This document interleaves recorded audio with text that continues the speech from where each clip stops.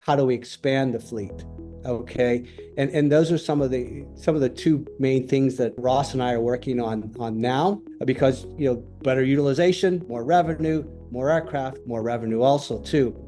And then how do we layer that strategy with a layer of technology to make sure that we are operational efficient, as I mentioned, meeting the regulatory requirements, but meeting that high demand customer need. Welcome back, everybody, and thanks so much for joining us here again for another online business briefing where we shine a spotlight on some of the smartest and freshest plays out there in the market today. I'm your host, Stuart Smith. I'm the CEO of SmallCapVoice.com. We've been doing these interviews for the last 25 years, and we are excited to be speaking with another member of the Premier Air Charter team. Now, that team, as we've talked about before, is also Altair International Corporation. So Altair International Corp has the ticker symbol ATAO. We've talked about this before. There is an ongoing name and ticker symbol change forthcoming, and Premier Air Charter will have a new ticker symbol, but we're lucky enough to be joined by the chairman of the board today, and that's Vince Monteparte. Vince, great to have you on the show. Thanks for making time for us. Stuart, pleasure meeting you, and thank you for making time for me and allowing me to come on here and talk about Premier Air Charter. So that was a mouthful that I had to start this with. Was I pretty close on the lineage and what's happening ongoing right now? Yes, you're very close. And obviously with transactions like we're going through right now, there is a regulatory body, as you know, and that regulatory body does take a little bit more time than the speed of we'd like to do business. And so we're patient with them. And as that transitions through, we'll definitely communicate that back to you so you get it out to your audience there. Yeah, absolutely. And nothing moves faster than social media these days. Yeah. And with the filings like an 8K, which will come out regarding this, we will make sure everyone is in the know. But now we want to get to know you, Vince. Let's talk a little bit about your background in this industry and what brought you here to be the chairman of the board. Okay. Well, you have to really go back to when I was a teenager, 15. I was learning to fly at 15 years old.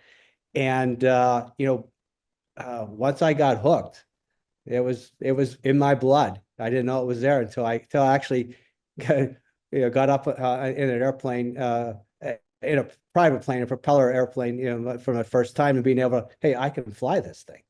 And so, yeah, it was a life-changing moment at 15, and was able to kind of continue to pursue that as I went through my career, particularly in choosing my education. I always wanted to be an engineer. I was fascinated with science and math and how things worked, and the more complex they were, the more I liked it. So an aircraft, basically just fit that definition. And went and obtained an aeronautical engineering degree for Embry-Riddle Aeronautical University.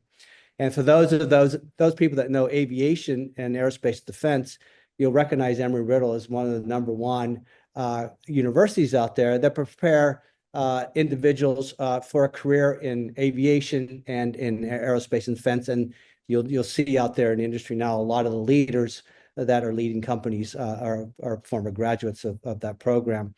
I had the pleasure of sitting on the board of the College of Business and Engineering and the Center for Innovation and Entrepreneurship for them. So have a lot to give back to that school. After that, I held various management positions and executive positions at major airlines and aerospace and defense companies. And then gradually moved on from there, and really taking those principles, as we talked about regulatory aspects in terms of name changes, that there's a whole regulatory body in the commercial aviation industry, both commercial and private, that are some really stringent things on how you have to maintain equipment and time checks and that. And so what I was able to do is kind of gather that information and really start a strategic consulting and an investment banking career early on after I left the airlines. And really that gave me really a good insight of, okay, how can I apply these principles to organizations that maybe touch those commercial airlines or the private aviation, and how I make them better. And I spent a good part of, the next part of my career in doing that. And then building portfolios of companies in commercial aviation and aerospace, and to augment various tier one, tier two companies in their strategy. And ended up running portfolios of companies in that area too.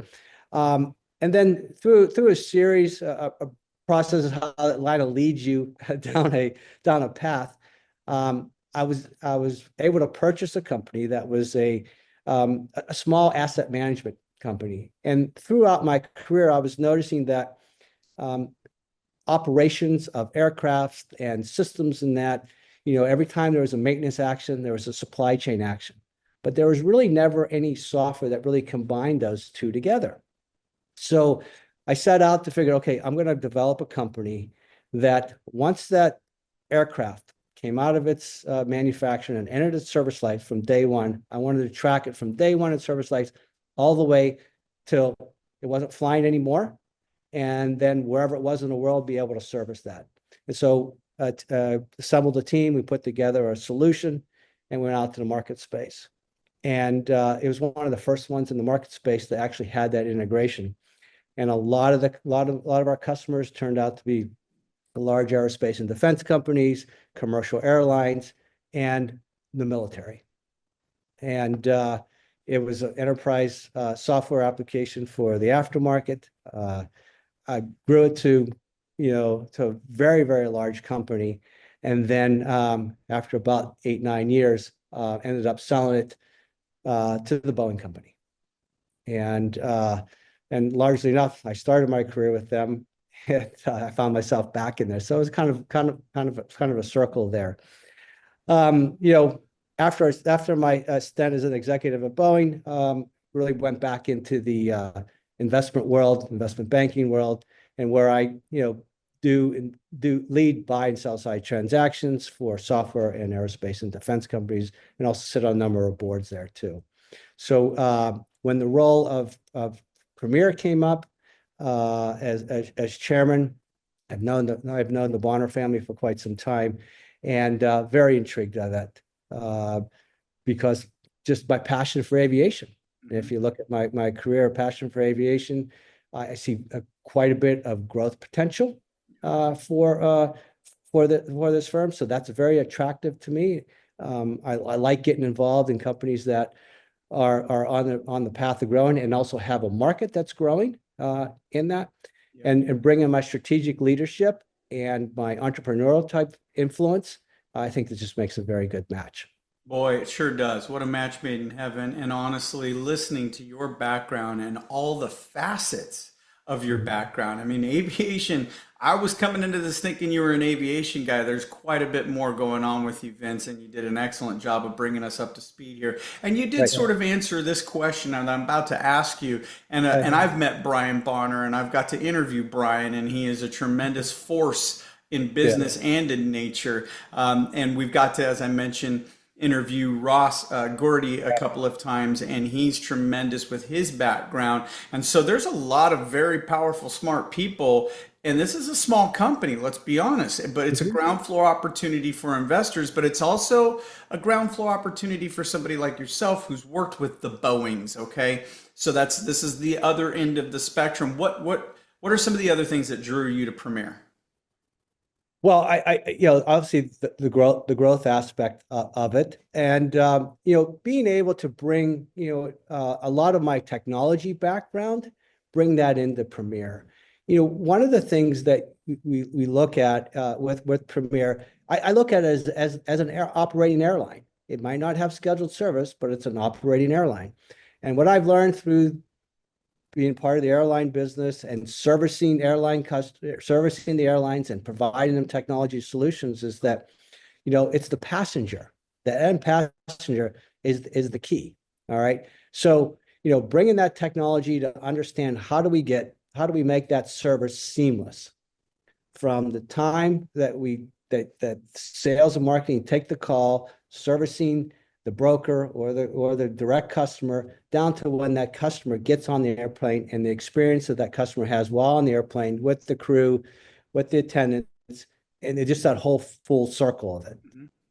Well, let's talk then because it is a young company and it's going to have not only growing pains, but because of its size, it's going to have pros and cons. So it's going to be agile, it's going to be nimble, it's going to be able to have a lower burn rate and move quickly throughout some processes where some of the bigger companies will be the laggards in those regards. So in other words, they'll be able to take care of opportunities. But as a young company, are there any challenges that you see set before them currently, and how are they uniquely positioned to navigate this market and those challenges? Okay. With a young company like Premier, you're absolutely correct. You have to look at the whole operational costs. All right. Running aircraft and managing aircraft and maintaining aircraft, cost isn't something that's small. You do run into some costly things. So, how do we manage those costs? Because we're small, we're able to make fast, quick decisions. All right. We have a very good maintenance team on staff where we're employing our own maintenance team. They're quick. They can get the airplanes in and out as opposed to sending someone to rely on someone to do that. So that's going to save us some money. All right. We're always looking for aspects from a fuel cost perspective, where do we want to place the aircraft? We have that flexibility of placement so we can maximize in some of the fuel costs. And then also, when you look at like the regulatory compliance, as I mentioned a little bit earlier on in here, we have very good relationships with the local FAA here and keeping them abreast of what we're doing on a proactive basis. I think, making them feel like they're a partner to Premier really helps when you have a situation you need their attention. Okay. Market competition. I love being small and nimble at the start here to be competitive. I did that very well in my previous businesses where you're coming in, you might be the small person, but you're able to offer the more tailored and more personalized services. And that's something that we feel is a market competitiveness to us here, and being able to offer that experience. And then there's customer expectations. That's another thing. I mean, I learned very early on in my airline career is that, when that customer gets on board, they're the ones that are going to be the face when they get off the aircraft and the face for the public on how you service them. So manage those customer expectations, because many of them are very high net worth individuals, corporate travels, leisure type travel. Being able to manage that experience from start to finish, being a small company as Premier is at this time, I think that gives us a real good advantage too. Absolutely, it does. And we've been able to point out on social media that there are aspects of your company, even now it's only a small niche of other public companies in your space that are handling this charter business. But even now, you're actually outperforming some of those. And some of these things, listeners, viewers, I want you to stay tuned for, because when the next filing comes out and the numbers are able to be discussed, we really want to point out what's going on with this company as it turns to international, such as flights to Mexico. I know spring break was good to the company as well, and we'll get into those numbers with Ross. I'll leave you with this one then, Vince, and it's been a wonderful interview so far as the chairman of the board. Any specific goals that you might have here in 2025 that are immediately in front of us? Yeah, when I actually got my feet underneath the desk here and started looking at everything, obviously, how do we get better utilization of the fleet? How do we expand the fleet?